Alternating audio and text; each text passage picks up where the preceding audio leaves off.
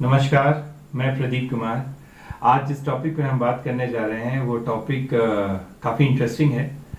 हम सभी सुन रहे हैं कि हर बड़ी कंपनी या हर ताकतवर कंपनी आज अपने मैन्युफैक्चरिंग सेटअप्स को चाइना से बाहर ले जाना चाहती है या और चाइना के साथ अपने व्यवहारिक रिश्तों को जितना हो सके कम करना चाहती है, क्योंकि आज दुनिया ये मान रही है कि कोरोना के लिए अगर कोई जिम्मेदार है और कोरोना जो एक महामारी बन गई है उसके लिए अगर कोई जिम्मेदार है तो वो चाइना है।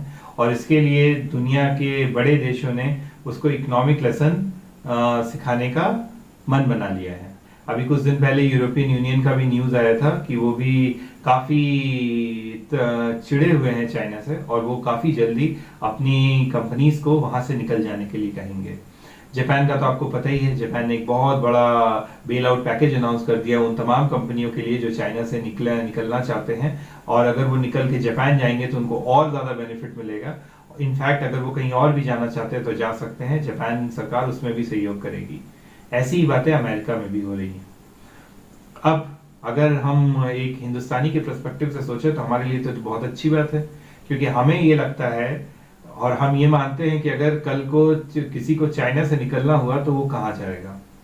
एशिया में दूसरी सबसे बड़ी महाशक्ति हम हैं, दुनिया की 5वीं सबसे बड़ी इकोनॉमी हम हैं, एटलीस्ट नॉर्मल जीडीपी वैल्यू के हिसाब से। हमारे पास बहुत बड़ा लेबर फोर्स है, बहुत बड़ा देश है, बाकी और भी चीजें हैं जो चाइना से सिमिलर है। तो अगर किसी को चाइना से निकलना होगा तो हमारे पास आएंगी।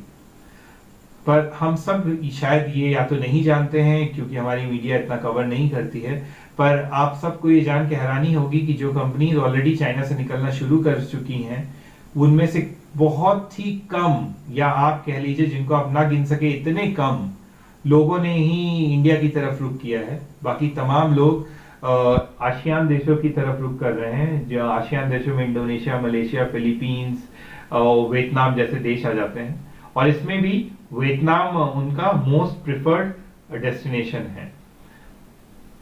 अब आप सबको लग रहा होगा कि ऐसा क्यों हो रहा है। मतलब एक तो मीडिया हमें इस बारे में ज्यादा बात नहीं बता रही, और अगर ऐसा हो भी रहा है तो क्यों हो रहा है और सरकार क्या कर रही है।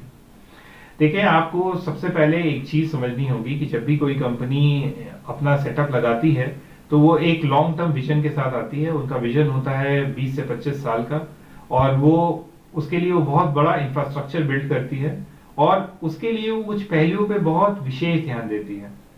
सबसे पहली चीज तो वो इस पे ध्यान देती है कि उस देश में पॉलिटिकल स्टेबिलिटी कितनी है, देश का इंफ्रास्ट्रक्चर कैसा है। इंफ्रास्ट्रक्चर में रोड, ट्रांसपोर्ट तो आ ही गया, साथ में हेल्थ इंफ्रास्ट्रक्चर कैसा है।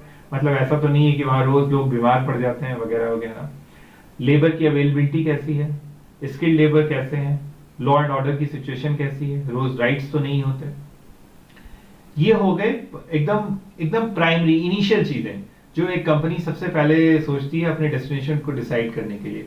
इसके बाद की स्टेज क्या आती है, जिस देश में वो जा रहे हैं क्या वहां पे रेडीमेड मार्केट अवेलेबल है, रॉ मटेरियल्स की सप्लाई कैसी है, क्या इजीली अवेलेबल है और किस प्राइस पे अवेलेबल है। फिर एक फैक्टर और होता है कि उस देश की करेंसी का स्टेटस क्या है। करेंसी के स्टेटस से मेरा तात्पर्य ये है कि क्या उस देश की करेंसी बहुत ज्यादा फ्लक्चुएट होती है। जैसे आज की डेट में इंडिया की करेंसी बहुत ज्यादा फ्लक्चुएट हो रही है, हम 76 रुपीज पर डॉलर पे पहुंच गए हैं। जैसे पाकिस्तान और बांग्लादेश की भी करेंसी बहुत ज्यादा फ्लक्चुएट हो रही है। इस पर्टिकुलर एक पॉइंट पे वियतनाम ने बहुत अच्छा काम किया है, उसने अपनी करेंसी की वैल्यू को लॉक करा रखी है। मतलब आप ऐसे समझे कि वियतनाम की करेंसी एक बहुत ही सीमित दायरे में फ्लक्चुएट होती है। आप ऐसे समझे, जस्ट फॉर एन एग्जांपल, कि वियतनाम की करेंसी 71 से 74 के बीच में रहेगी, ना वो 75 होगी और ना वो 70 रुपए 99 पैसे होगी। तो ऐसी स्थिति परिस्थिति में कंपनीज को एक और मोरल बूस्ट मिल जाता है कि अगर इकोनॉमी या करेंसी बहुत ज्यादा दुनिया में फ्लक्चुएट होती भी है तो उनका प्रॉफिट बच जाएगा। देखिए, जब आप मैन्युफैक्चरिंग यूनिट्स की बात करते हैं तो कंपनीज यहाँ पे वॉल्यूम पे बात करती है। इनके मार्जिन बहुत कम होते हैं और इनके वॉल्यूम्स बहुत बड़े होते हैं।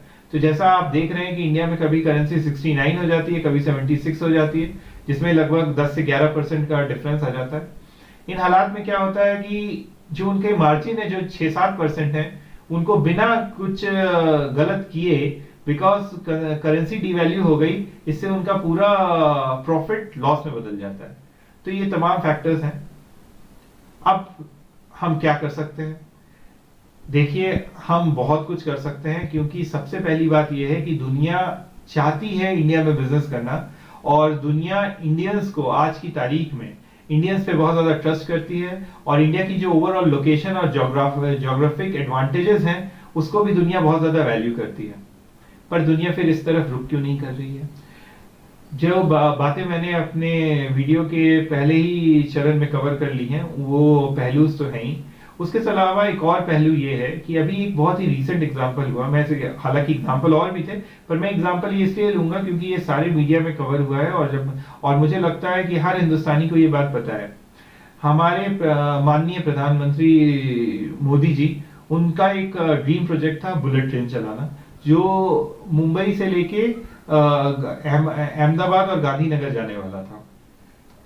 इसके लिए सारे एमओयू साइन हो चुके थे, दोनों देशों के शीर्ष नेतृत्व के में जो भी करार होना था हो गया था, फाइनेंसेस मैनेज हो चुका था। उस समय दोनों स्टेट की गवर्नमेंट्स भी राजी थी और दोनों ने काम शुरू कर दिया था। फिर प्रॉब्लम आई जमीन के आवंटन में।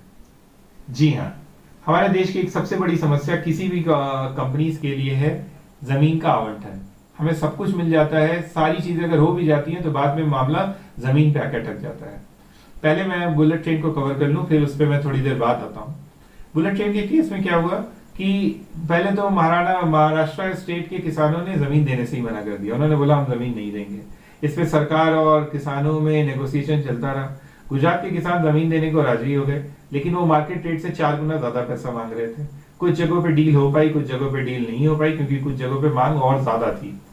महाराष्ट्र में ये नेगोशिएशन चल ही रहा था, पर इसका कुछ खास नतीजा नहीं निकला, और आज ये प्रोजेक्ट पूरी तरीके से स्क्रैप हो गया है, सिर्फ एक वजह से कि उन दोनों स्टेट्स में से एक स्टेट में सरकार बदल गई है।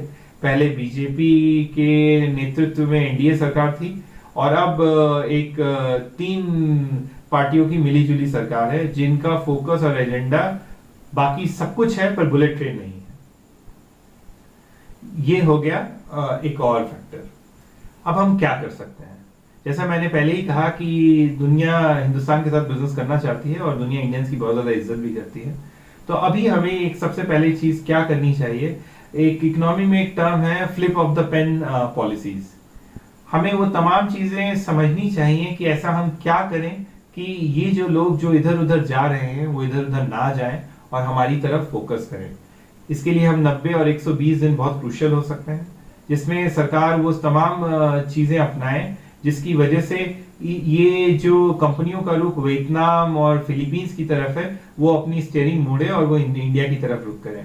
क्योंकि अगर ऐसा होता है तो लॉन्ग टर्म में कोरोना हमारे लिए बूंद बन जाएगा, और जिस इकोनॉमी और जिस देश का ख्वाब हमारे प्रधानमंत्री जी देखते हैं, और जो ख्वाब उन्होंने सभी हिंदुस्तानियों के मन में जगा रखा है, वो तभी पूरा होगा जब कुछ ऐसे काम होंगे, जब हमारे देश की इकोनॉमी बढ़ेगी। इंडिया के लिए एक और बात कही जाती है कि हम तब काम नहीं करते जब काम करने के लिए बेस्ट अपॉर्चुनिटी अवेलेबल होती है। बेसिकली हम प्रोएक्टिव काम नहीं करते, हम सिर्फ तब काम करते हैं जब हमारे पास कोई दूसरा ऑप्शन ही बचा नहीं होता।